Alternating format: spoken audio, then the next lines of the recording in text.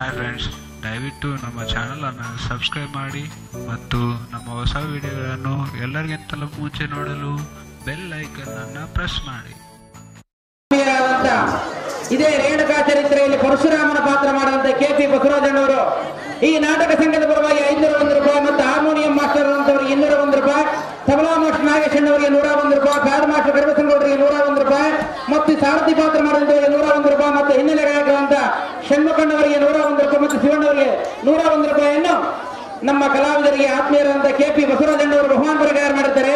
ಅದೇ ರೀತಿ ಅದೇ ಕೆರೆ ಕೊಂಡಾಪುರ ಗ್ರಾಮದಲ್ಲಿ ಇನ್ನೊಬ್ಬರು ಕಲಾವಿದರು ಆತ್ಮೀಯರಾದಂತ GV ಪರಮೇಶ್ವರಣ್ಣವರು ಕೂಡ ಅದೇ ರೇಣುಕಾ ಚರಿತ್ರೆಯಲ್ಲಿ ಕೃಷ್ಣನ ಪಾತ್ರ ಮಾಡಿದಂತವರು ಮತ್ತು ಅದಲ್ಲದ ಜಮದಗ್ನಿ ಪಾತ್ರ ಮಾಡಿದಂತವರು ಕೂಡ ಅವರು ನಾಟಕ ಸಂಘಕ್ಕೆ 501 ರೂಪಾಯಿ, ಹಾರ್ಮೋನಿಯಂ ಮಾಸ್ಟರ್ ಅಂದ್ರೆ 201 ರೂಪಾಯಿ, ತಬಲಾ ಮಾಸ್ಟರ್ ನಾಗೇಶಣ್ಣವರಿಗೆ 101 ರೂಪಾಯಿ. ಎಲ್ಲಿ ಒಲಿವಿ ಚಿಂತಾಮಣಿ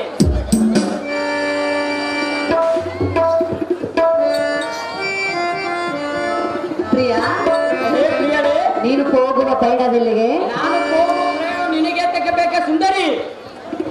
ನಿನ್ನ ಸತಿ ನಾನಲ್ಲವೇ? ಎಷ್ಟು ಮಾತ್ರಕ್ಕೆ ತಿಳಿಸುವುದಿಲ್ಲ ಸುಂದರಿ? ಯಾಕೆ ತಿಳಿಸುವುದಿಲ್ಲ ಪ್ರಿಯ? ಸತ್ಯದ ಮುಂದೆ ತಿಳಿಸಿ ಹೋದರೆ ತಾನು ಹೋಗುವ ಕಾರ್ಯ ಜಯವಾಗಲಿ ಸುಂದರಿ. ಮತ್ತೆ ಯಾರ ಕಾರ್ಯ ಜಯವಾಗುವ? ನಾನು ಹೋಗುವ ಕಾರ್ಯ ಜಯವಾಗಲಿ ಸುಂದರಿ. ಪ್ರಿಯಾ, ಪ್ರಿಯಲೇ ಕಾಕ ಕಾಂತೆ ಹೇಳಲೆ ಹೇಳಲೇ ಚೆನ್ನಾಗಿ ಹೇಳು. ಪ್ರಿಯಾ, ಪ್ರಿಯಲೇ ಹೇಳುವೆ ಕೇಳು. ಅದೇನು ಚೆನ್ನಾಗಿ ಹೇಳು.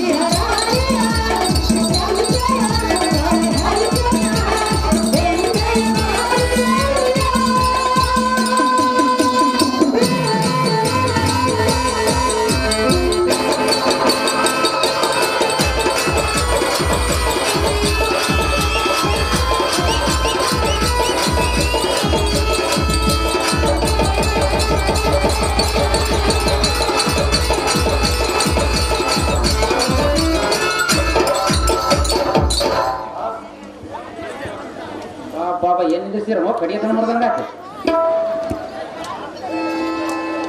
ಅಹೋ ಪ್ರಿಯಾ, ಅದೇ ಹೇಳಿ ಕಾಂತ ಕಾಂತೆ ರಕ್ತ ಖಚಿತವಾದ ರಥಕ್ಕೆ ಮುತ್ತಿನ ಕಳಸವನ್ನಿಟ್ಟು ಸುಂದರವಾದ ಅಶ್ವಗಳನ್ನು ಬಂಧಿಸಿ ಸತ್ಯನಾರಾಯಣನಿಗೆ ಯಾವ ವಿಚಾರವನ್ನು ತಿಳಿಸದೆ ಧಾರಿಯಾಗಿ ನೀನು ಹೋಗುವ ಪಯಣಗಳಿಗೆ ರನ್ನ ಬುದ್ಧಿ ಸಂಪನ್ನ. ಸುಂದರಿ ನಕ್ಷತ್ರ ಜೋಡಿ ನೀ ತಾಕ ನಕ್ಷತ್ರ ಅಂತ ಹೊಳೆಯುವ ಮಾರಿ ಸುಮ್ಮನೆ ನಿನ್ನ ಹಣಮಂದಿರದಲ್ಲಿ ಹಿಡಿದು ಬಿಟ್ಟು ನಿನಗೆ ಎತ್ತಕ್ಕೆ ಬಂದೆ. ನಾನು ಕೇಳಲು ಸರಿ, ಅಹೇ ಪ್ರಿಯಾ, ನಾನು ಹೋಗುವ ಕಾರಣ ಏನೆಂದು ಕೇಳಬೇಡ, ನಾನು ಹೇಳುವುದಿಲ್ಲ. ಅದು ಹೇಳಕ್ಕೆಂದರೆ ಅದು ಹೇಳಕ್ಕೆ ಪ್ರಿಯಾ, ಈ ಭುವನ ಹೊಳೆಯದು ಯಾವ ಪುರುಷನಾಗಿರಲಿ ತಾನು ಹೋಗುವ ಕಾರಣ ವಿಚಾರವನ್ನು ಕ್ರಿಯರಿಗೆ ಹೇಳಬಾರದು. ತಿಳಿದೇ ನೀನು ಹೋಗುವ ವಿಚಾರವನ್ನು ತಿಳಿಸುವುದಿಲ್ಲವೆಂದು ಹೇಳಿದೆಯಾ? ಯಾತಕ್ಕೆ ತಿಳಿಸುವುದಿಲ್ಲ? ಆಗ ಅದರ ಜಯವಾಗುವುದೇ? ಯಾರು ಹೇಳಿದರು? ನಿಮ್ಮ ಆಗ್ರಹದ ಹೇಳಿರುವನೆ, ನಿಮ್ಮ ಆಗ್ರಹದ ಆಜ್ಞೆ ಮಾಡಿರುವನೆ. ಪ್ರಿಯ, ನಾನು ನಿನ್ನ ಕೈ ಎದುರುವ ಸಹ ಧರ್ಮಿಣಿ ಅಲ್ಲವೇ? ಮತ್ತೆ ಇನ್ನ ಮುಂದೆ ತಿಳಿಸಬೇಕಲ್ಲವೇ? ಈ ಸಮಯದಲ್ಲಿ ಎಷ್ಟು ಮಾತ್ರ ತಿಳಿಸುತ್ತಿಲ್ಲ ಸುಂದರಿ. ಯಾವ ಸಮಯದಲ್ಲಿ ತಿಳಿಸುವೆ? ಆ ಸಮಯ ಬಂದಾಗ ತಿಳಿಸುವೆ. ಯಾವಾಗ ಬರುವುದು? ಬರುವುದು ಸುಂದರಿ. ಹೀಗೆ ಬಂದಿರೋದೆಂದು ತಿಳಿ. ಎಷ್ಟು ಮಾತ್ರಕ್ಕೆ ತಿಳಿಸುತ್ತಿಲ್ಲ ಸುಂದರಿ. ಕೈ ಹಿಡಿದ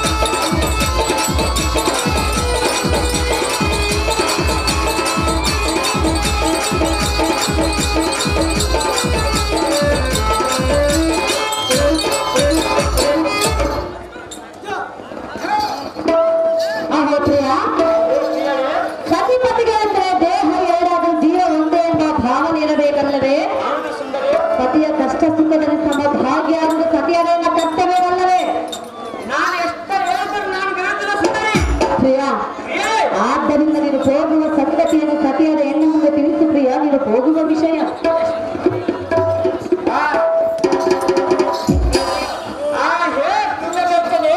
ಪ್ರಿಯ. ನಾನು ಹೋಗುವ ಕಾರಣ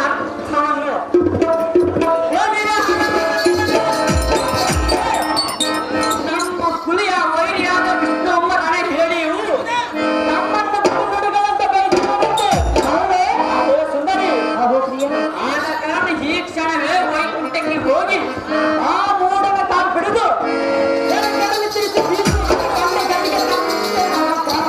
ಕಳಿಸ್ಬಿಡುವ.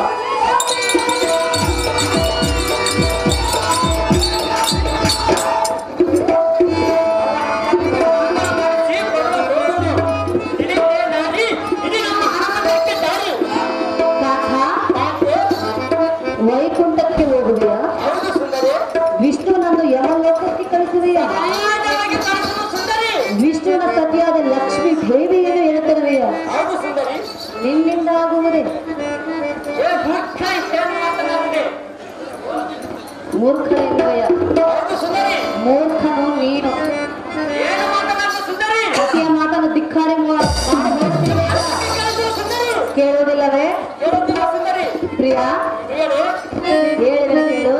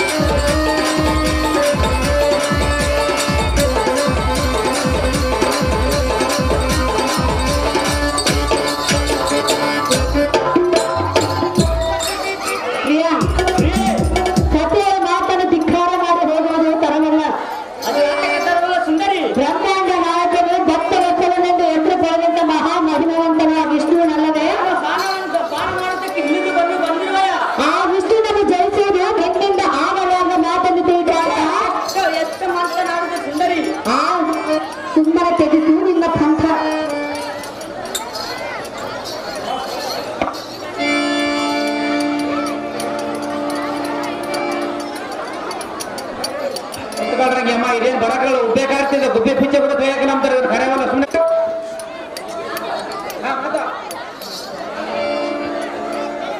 ಹೇ ಸುಂದರಿ ಏನಿದು ನಿನ್ನೆ ಮಾತಿನ ಬರಿ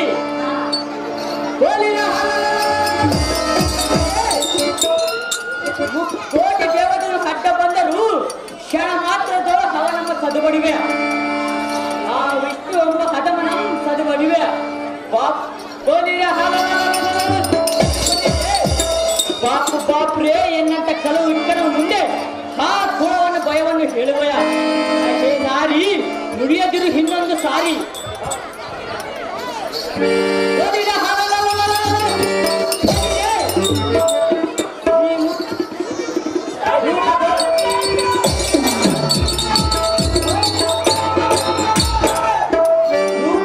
ಅತಿಯಾದ ಲಕ್ಷ್ಮಿಯನ್ನು ಹೆಲುದು ತಂದು ನಮ್ಮ ಹಣ್ಣನಿಗೆ ವಶ ಮಾಡಿವೆ ಹೇ ಸುಂದರಿ ಇಲ್ಲಿಗೆ ನೇರ ಮೇಘ ಶ್ಯಾಮರ ಶಂಭರಕೇಶನೆಂಬ ನಾಮವನ್ನು ಹರಿಸುವೆ ತಿಳಿಯದೆ ಸುದತಿ ನಿನಗೇತಕ್ಕೆ ಹಿರಿದರಬೇಕಾದ ಸಂಗತಿ ನನಗೆ ಯಾತಕ್ಕೆ ಬೇಕು ಇದರ ಸಂಗತಿ ಎಂದೆಯ?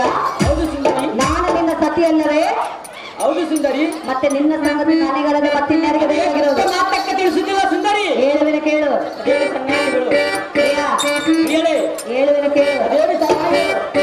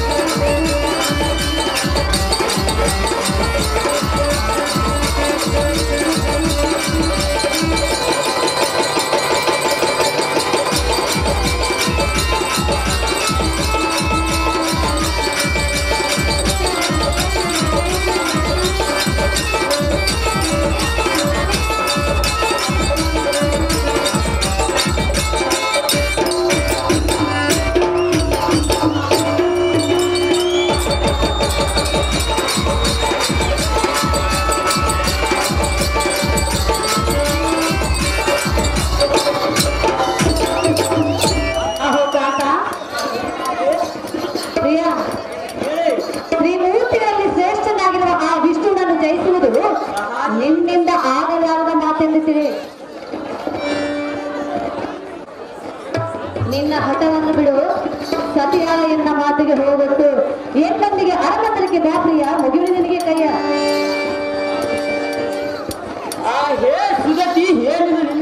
ಸರಿ.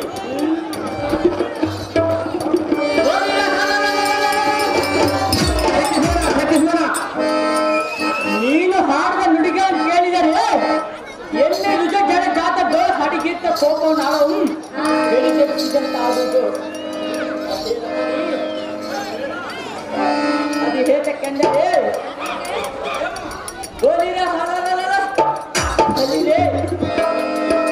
ಆ ಬೋಳಶಂಕರ ನುಡಿವೇನ ಮಗು ಬರ್ತಿದ್ದಲ್ಲ. ಬಾಪುರೇ ಆ ಕಪಟಿ ಅಂತ ಭಗವಂತನಾದರೆ ಸುರನ ಬಾದಿಗೆ ತಡೆಯಲಾರದೆ ಹಡಿದು ಕಾಲಾಗಿ ಓಡಿ ಹೋದ.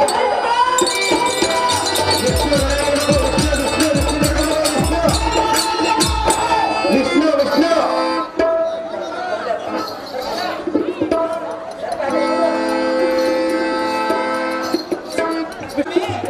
ಆ ದುಷ್ಟರಾದ ಶಕ್ತಿ ಸೂದನ ಪ್ರಸೂದನ ದೈತ್ಯರು